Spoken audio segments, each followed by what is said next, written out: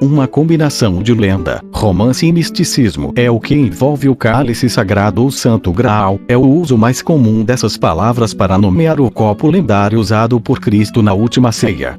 A primeira pista histórica que temos, que atesta a existência do cálice, é dada por São Mateus 26. Está escrito: quando Jesus jantou com seus discípulos, ele pegou o pão, abençoou, quebrou e deu para eles, dizendo: tome e coma. Este é meu corpo. Depois de tomar um cálice, ele deu graças e deu-lhe a taça que ele disse: tome e beba, que este é o meu sangue do testamento, o que será derramado por muitos para a remissão dos pecados.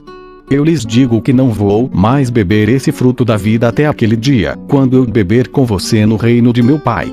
No entanto, parece haver um suporte literário mais forte para a interpretação que relata que o cálice foi um vaso no qual José de Arimateia coletou o sangue das feridas do Mestre Jesus. Nessas lendas, o cálice às vezes aparece na forma de um prato. De fato, há muitas variações em seu significado. Da fonte mais autêntica, a palavra vem do latim crater orcup. Foi durante um período de 50 anos, de 1170 a 1220 d.C., quando o grande corpo de romance relativo ao cálice emergiu. No entanto, foi apenas por volta de 1861 que os textos referentes ao cálice começaram a aparecer.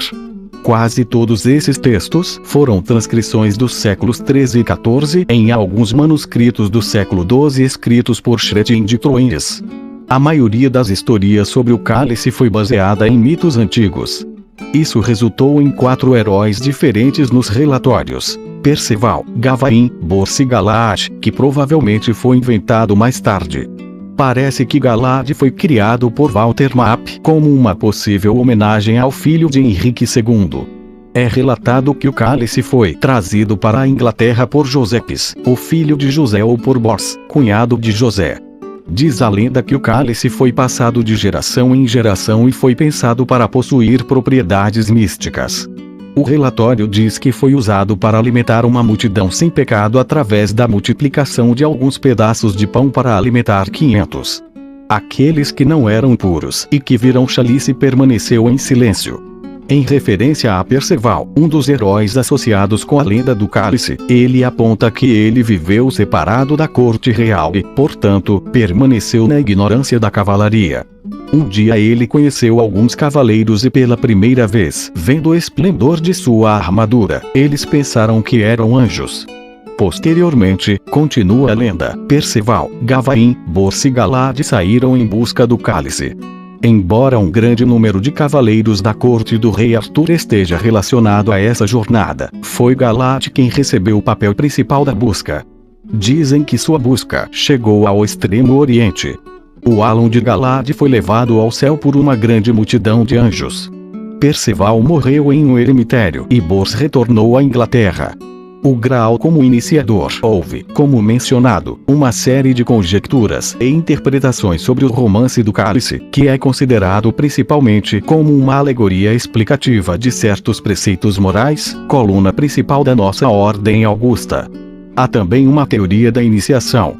Dizem que é semelhante a algumas evidências e interrogações apresentadas aos iniciados das antigas escolas de mistério.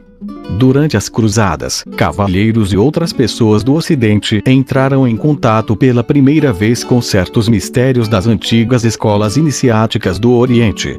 Nas iniciações dos antigos mistérios, os candidatos foram questionados sobre certas questões.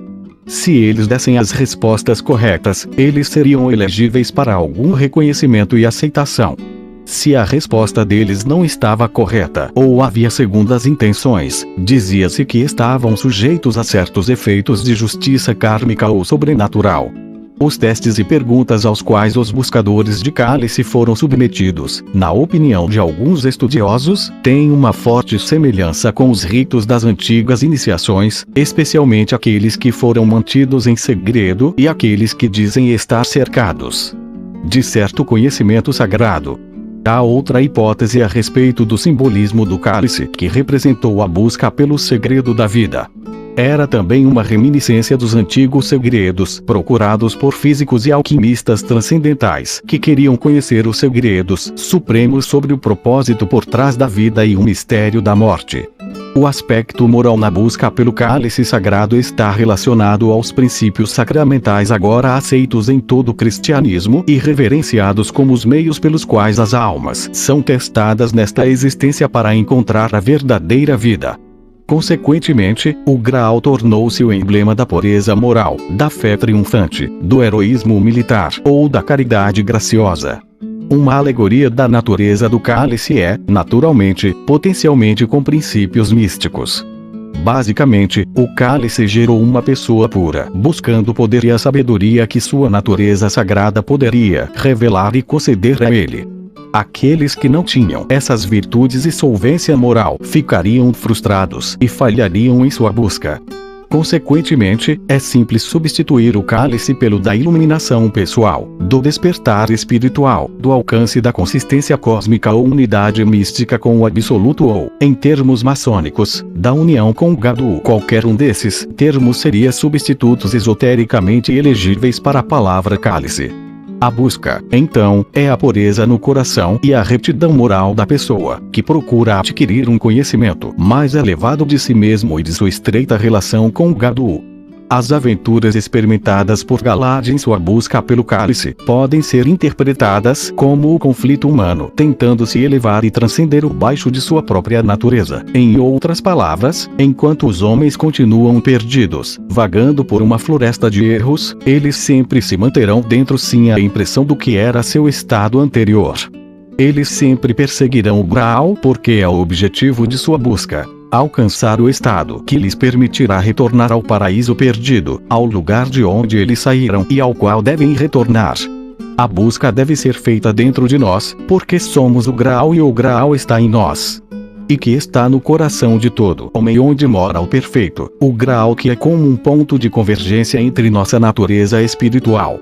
Há muitos que saem em busca do tesouro desconhecido, mas muito poucos que o encontram. Apenas 3, porque para chegar ao Graal é preciso ter um coração cheio de coragem.